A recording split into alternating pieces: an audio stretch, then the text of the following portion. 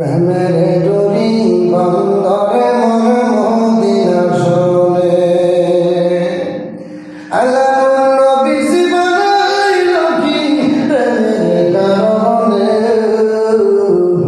প্রেমের ডোরি বন্দরে মন মদিনা শোনে প্রেমের ডোরি বন্দরে মন মদিনা শোনে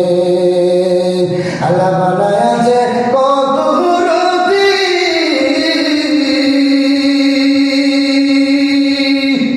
আরে পুরানে দই নূরের জ্যোতি আল্লাহ বানায়া যে কতই রতি আরে